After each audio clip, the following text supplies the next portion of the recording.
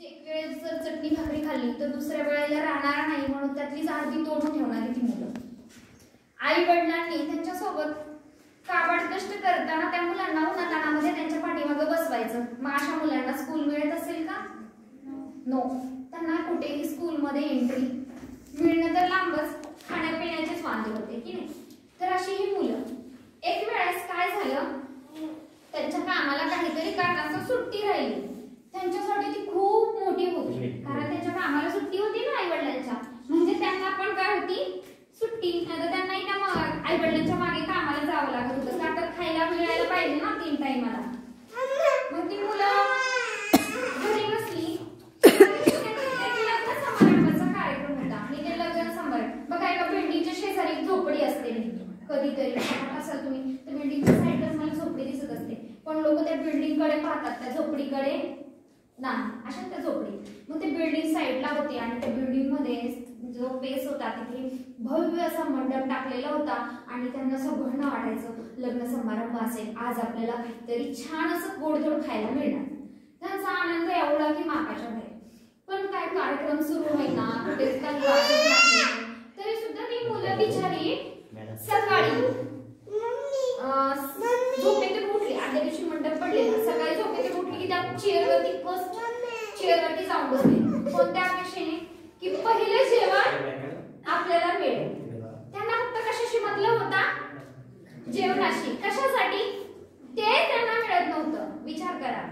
मग नंतर ना एक 4-5 वाजत आले, तमाम अशी गर्दी व्हायला लागली.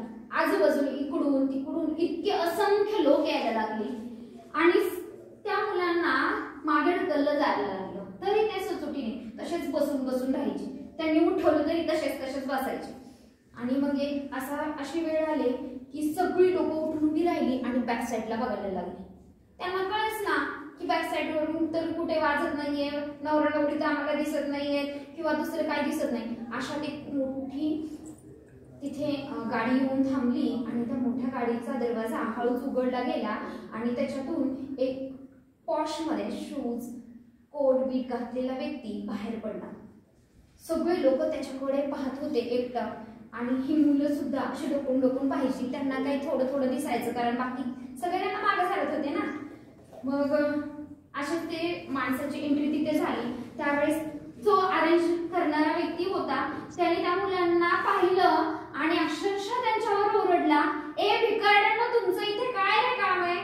त्यावेळेस त्या मुलांना असं मनामध्ये हे झालं. 3 जण होत्या. पहिला जो होता त्याला काय वाटलं की हे आपला काय करतायत, अपमान करतायत आणि तो मान खाली घातली आणि निघायला लागला. दुसऱ्याला काय वाटलं, हे काय शहाणे, इथे काय कोणाला हे नाहीये ना, कोणीही येऊ शकतं, अलाउड कोणालाही आहे. नियम भारतातला नागरिक आहे, इथे कार्यक्रम चालू आहे, कोणाच्या एकाच्या ह्याचा नाहीये, इथे सगळ्यांसाठी आहे, मी का नाही. म्हणून त्याच्या मनामध्ये अशी घृणता म्हणजे काय म्हणता येईल आपल्याला, द्वेषाची भावना, त्या गोष्टीचा. पण तो राग कसा होता, हिंस्र होता की ह्यांना मी दाखवतोच, एक दिवस या गोष्टीचा मी बदला घेणार. आणि हाच राग डोक्यात घालून तिथे त्या माणसांना मारून हे करून तो मुलगा पळाला. तो कसा गेला? पळत गेला, रागात आणि पळत. पहिला कसा गेला? मान खाली घालून अपमानित होऊन गेला, हो की नाही? त्याच्या न्यूनगंड त्याच्या मनामध्ये झाला. दुसरा, फाईट केली त्याने, त्या माणसाला मारलं वगैरे आणि रागात पळत गेला. तिसरी व्यक्ती जी होती त्याने काय केलं, त्याचा विचार, सगळे बोलतायत विचारायला, त्याच्या विचाराने अरे काय वाव, काय मोठा व्यक्ती आहे. आणि तो तिथे साईडला जाऊन उभा राहिला, लांबून त्याला पाहिलं. त्या पूर्ण जे गेट होतं त्या गेटच्या बाहेरच्या साईडला जाऊन शांत उभा राहिला. ती व्यक्ती आली आणि स्टेजवरती डायरेक्टली गेली. ती व्यक्ती किती वाजता आली होती? 5 वाजता, हो की नाही? लोक किती वाजता जमा झाले होते? 4 वाजता. ती मुलं किती वाजता बसली होती? सकाळच्या 7 वाजता. तरी सुद्धा त्यांना बाहेर काढलं गेलं. किती वाजल्यापासून वेट करणाऱ्या मुलांना? सकाळी 7 वाजल्यापासून. जी माणसं 4 वाजता येऊन बसली त्यांना कोणी काही बोललं नाही किंवा त्यांना स्टेजवरती घेतलं गेलं नाही. पण जो व्यक्ती एक्झॅक्ट त्याच कार्यक्रमाच्या टायमिंग मध्ये उपस्थित राहिला त्याला एक एकदम स्टेजवरती बोलवलं गेलं. मग त्याला वाटलं वाव, काय म्हणजे त्या माणसाचं हे तो माणूस काय आहे चीज, या माणसासारखाच मी होणार आणि एक दिवस हा माणूस ज्या स्टेजवरती उभा आहे त्या स्टेजवरती मी उभा राहणार, त्या स्टेजवरती मी उभा राहणार असा विचार करत तो बाहेर उभा राहिला. त्याच्यासाठी मला काय करावं लागेल असा तो शांत विचार करायला लागला. आणि आता मला त्यांचं नाव माहित नाहीये, हे मोठे विचारवंत आणि हे होऊन गेलेले, पण मी ऍक्च्युली त्याचं नाव विसरलेले. तर त्याने खूप मेहनत केली.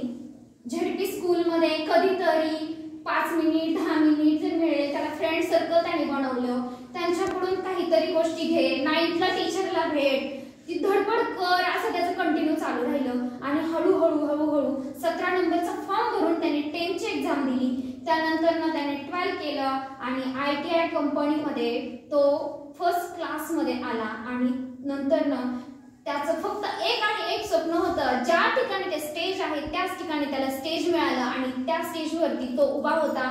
त्यावेळेस त्याने ही स्टोरी पूर्णपणे सांगितलेली आहे. मग आपण विचार कसा करतोय यावरती खूप साऱ्या गोष्टी काय असतात, डिपेंड असतात. एकच गोष्ट बोलली गेली होती तिघांना पण, हो की नाही? कोणती? ए भिकारड्यांनो, इथे कशासाठी आलात? आणि या गोष्टीचा एकाने विचार कसा केला होता? अपमान झाला, न्यूनगंड झाला त्याच्या मनामध्ये, तो तसाच राहिला, न्यूनगंड, मान खाली घालूनच आयुष्यभर जगायला लागला.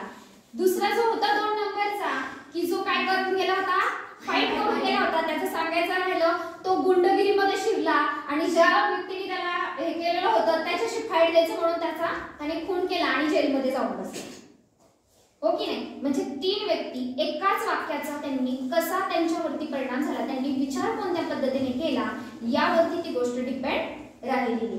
तर मग काय करा, तुमच्या टीचर जेव्हा बोलत असतात, आपण आपल्या मूळ मुद्द्याकडे येऊया. टीचर जेव्हा बोलत असतात किंवा तुमचे प्रिन्सिपल तुम्हाला जेव्हा बोलत असतात त्यावेळेस तुम्ही स्टडी का केला नाही, हे का केला नाही, असं करा तसं करा किंवा एखाद्या वेळेस पनिशमेंट देतात, त्या पनिशमेंटचा तुम्ही विचार कोणत्या पद्धतीने करता त्याच्यावरती तुमचं भवितव्य अवलंबून आहे. ही गोष्ट लक्षात ठेवा. त्या 3 मुलांपैकी कोणत्या मुलासारखा विचार तुम्हाला करायचा आहे? मला एक तिसऱ्या मुलासारखा, मला येत नाही म्हणून मला मारतात म्हणून मी क्लासमध्ये शेवटी बसेल, किंवा सारखी मान खाली घालून राहील, आयुष्यभर मान खाली घालून जगावं लागेल. दुसऱ्या मुलासाठी या टीचरने मारलोय, पाहतोच त्याला परत मोठं झाल्यावर, काय नाही, काही करू शकत नाही तुम्ही, लाईफ मध्ये पहिला खड्डा आपल्यासाठी खोदणार आहे तुम्ही. तिसऱ्या मुलासारखा जर विचार केला, हा टीचर आज मला बोलतोय, या टीचर जागी मी उद्या उभा राहणार आहे, तर कदाचित तुम्ही त्यापेक्षाही मोठी पोस्ट काय करणार आहात, अचीव करणार आहात. तर पहा, तर ही छोटीशी गोष्ट थांबवते.